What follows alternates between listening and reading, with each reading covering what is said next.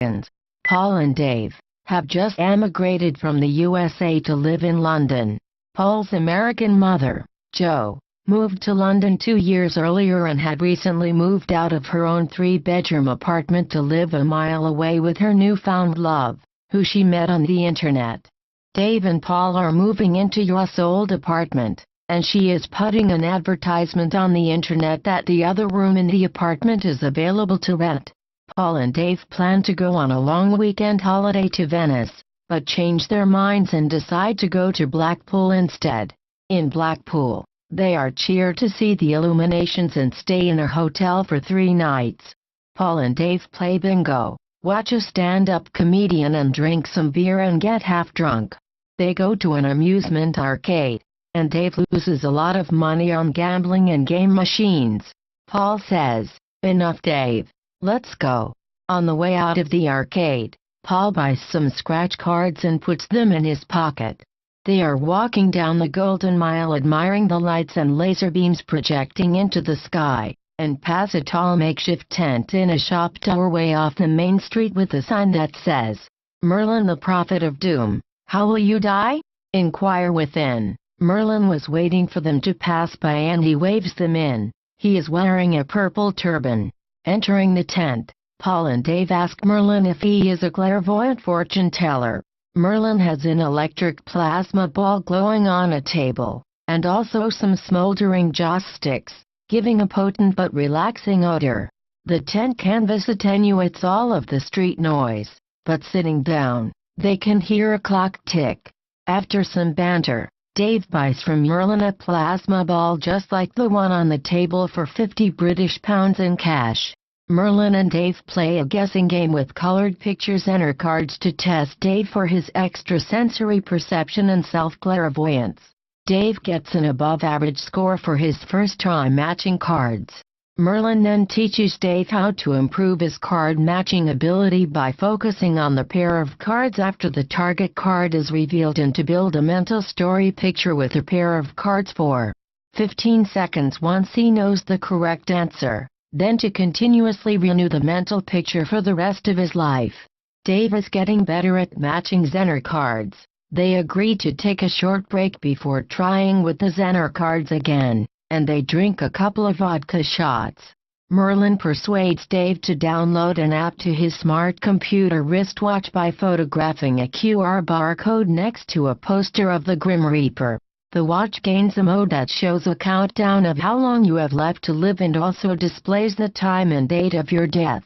After installing the Grim Reaper app on his wristwatch, the countdown clock says 62 hours of life remaining. Time of death, Saturday at 11:47 a.m. Dave jokingly wants to know how he will die. Merlin puts a portable credit card payment machine onto the table and says, "Dave, it will cost you £500 to know. Let's do it. Have a go and know your future." The future is like a record being played. It all exists already, and it cannot be changed. Telepathic communication can travel faster than the speed of light. Albert Einstein was wrong. Merlin also makes some other odd and strange comments. Dave whips his credit card out of his wallet to pay Merlin, but the payment transaction fails because the card has exceeded its limit. Paul says, "No, come on, let's go, Dave." They all hear a police siren, and moments later the tent is pulled to pieces by 4 police officers, one with a barking dog. Just the skeleton tent frame remains, leaving them exposed to drizzly rain. The police arrest Merlin, who repeatedly says, "Dave, the man that rows a Venetian gondola," as he is bundled into a police car.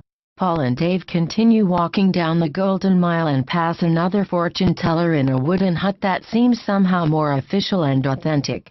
They go inside, and Paul says, "It's my turn now." Paul gives the fortune teller her requested £50 in cash, and she is smiling enthusiastically. They all drink tea in the hut and chat. Afterwards, she examines the tea leaves left in Paul's cup and says, "In 7 months from now, you will be happily married to a tall brunette girl whose profession is medicine, and you will be on holiday in the Seychelles." Dave says, "That's not right because we are together." Dave then mentions their encounter with Merlin and shows her his countdown Grim Reaper watch. The fortune teller grabs Dave's empty teacup off the table and examines the leftover tea leaves. Her face falls, and she cries. Paul and Dave are shocked. They stop for the day and go back to their hotel. Paul and Dave go home from Blackpool to their apartment in London. It's Saturday morning, and Dave's Grim Reaper watch says 4 hours of life remaining. Paul finds in his pocket the scratch cards from Blackpool and scratches them to find out he has won a prize, a holiday for 2 in the Seychelles. Dave is talking about what it is like to be dead and whether it's possible to become a ghost in an afterlife. He says, "If I die, the very next day at exactly 12 noon, I, the ghost, will smash that plasma ball we bought from Merlin that's on the mantelpiece onto the floor." Dave is having a psychic vision and tells Paul about being in a confined space, and some people shouting about giving him 360 diamonds or jewels, and his clothes requiring ironing. They eat lunch together and then go shopping downtown. Dave wants to go to the bank to get some cash and sort out his finances. Dave and Paul walk down the road wading through and kicking up leaves. They wait at a bus stop for the bus to town. Dave's Grim Reaper watch says 2 hours of life remaining. They catch the bus and go upstairs, talking about the Grim Reaper. They arrive downtown, and Dave's Grim Reaper watch says 45 minutes of life remaining. Paul and Dave go into a bank and queue up. Dave is laughing as his wristwatch shows 22 minutes of life remaining. Dave is called to a cashier and tries to sort out his overdraft. A man in the adjacent banking cubicle points a gun at the cashier and demands money. She presses a panic button under her desk. A man dressed as Venetian gondolier runs out of an office and pulls the bank robber's arms around behind his back. Dave is accidentally shot in the arm and chest and falls to the floor. Dave's wristwatch says 20 minutes of life remaining. An ambulance arrives, and Dave is taken into it and connected to a heart monitor that is beeping twice a second. Dave's Grim Reaper watch eventually counts down to 0 and simultaneously the heart monitor gives a continuous tone. The ambulance paramedics try to revive Dave with a defibrillator. They shout electric shock him, charging, stand clear. Give him 360 joules. The electric shock paddles pushed onto Dave's chest look very similar to steam irons for doing laundry. Dave is dead exactly at the end of the countdown. The next day Paul wakes up at his mother's house, having spent the night sleeping on the sofa in the living room. The clock on the wall says it is 11:30 a.m., and Paul's mother says, "Some lady wants to view the room at your apartment at 12:00 o'clock. In half of an hour's time." Paul thinks he will run across town and just make it in time to show the woman round his apartment. Paul runs across the town in a strong wind and gloomy drizzle. He passes several clocks on the outside of buildings that show it's nearly noon. Paul is out of breath but makes it back to his apartment where the clock shows 3 minutes to 12:00. Paul remembers Dave saying the previous day that if he were dead, he would be smashing the plasma ball at exactly 12:00 o'clock.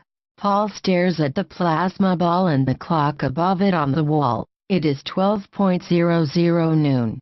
The plasma ball does not fall off the mantelpiece and smash.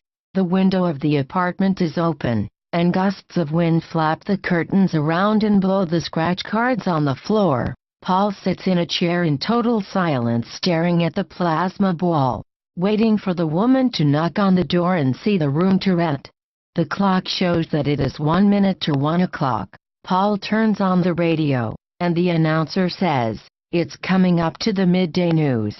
The clocks went back an hour at 2 a.m. this morning, and we are no longer in British summertime. Have you adjusted your clock?"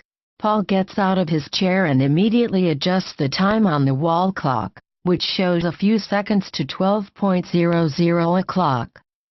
Paul has difficulty hanging the clock on the wall hook but manages to do it. Remembering Dave's prophecy, Paul trembles.